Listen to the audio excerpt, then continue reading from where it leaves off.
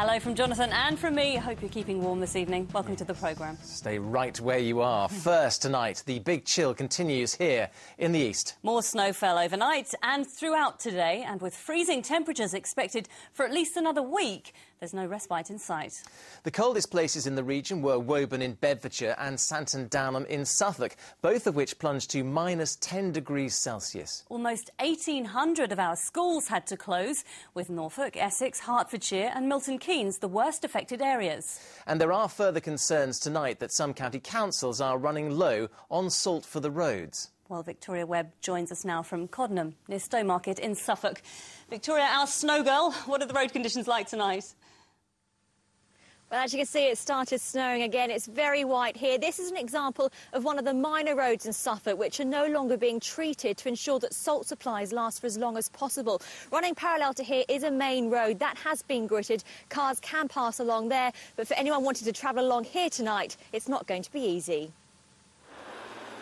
As the snow continues to fall, we're becoming ever more dependent on these vehicles to keep us moving. But they're having to ration their supplies. This was the scene on the A14 at Hawley near Stowmarket in the morning rush hour. Despite it being one of the priority routes which are being gritted, conditions were treacherous and a car had slid into the central reservation. With the ongoing bad weather, it's becoming increasingly difficult to get hold of salt.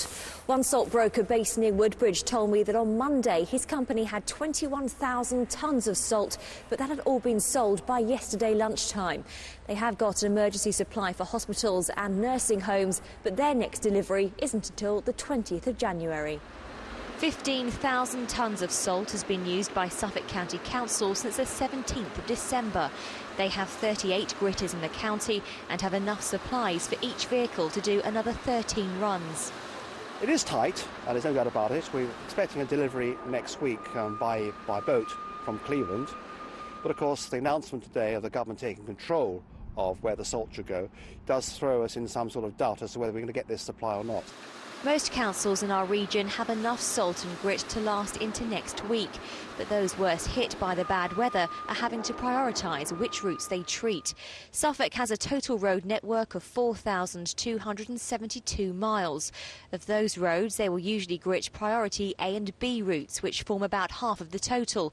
But while there's a risk that stocks could dwindle, only priority A routes are treated, leaving 71% covered in ice and snow. The weather has meant that Operation Stack has been in place today and is likely to continue tomorrow. Lorry drivers have been queuing for hours, waiting to get on the port of Felixstowe.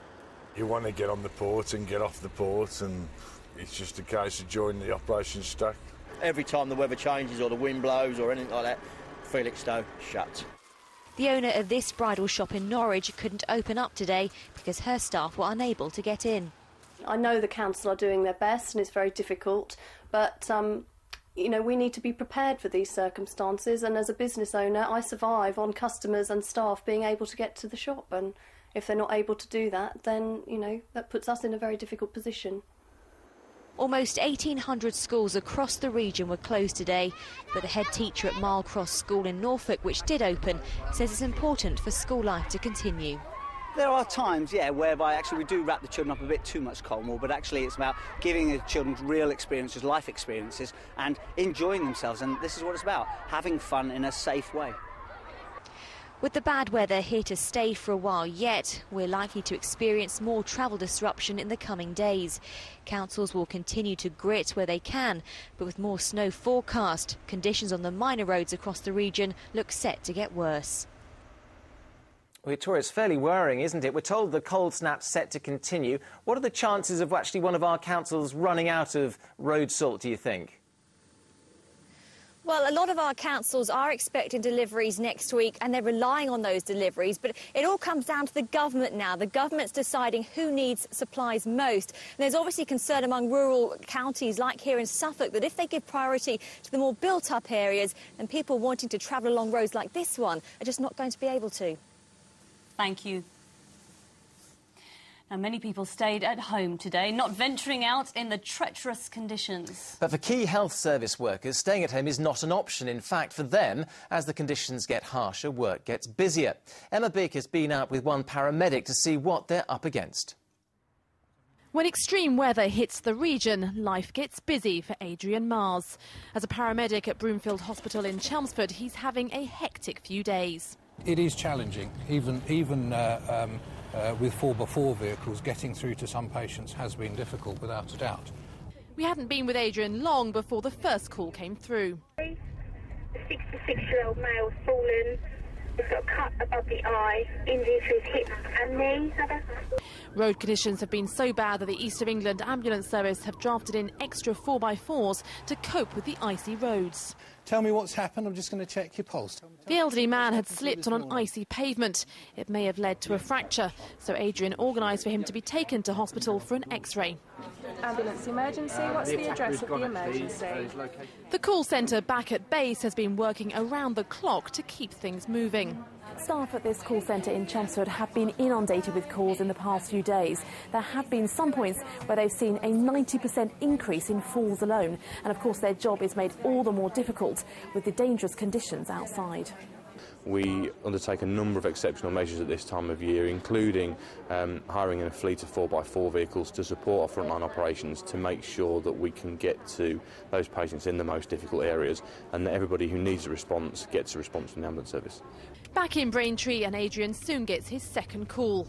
This is to the Discovery Centre near Great Notley. This is an area in this sort of weather that is used by an awful lot of children for sledging.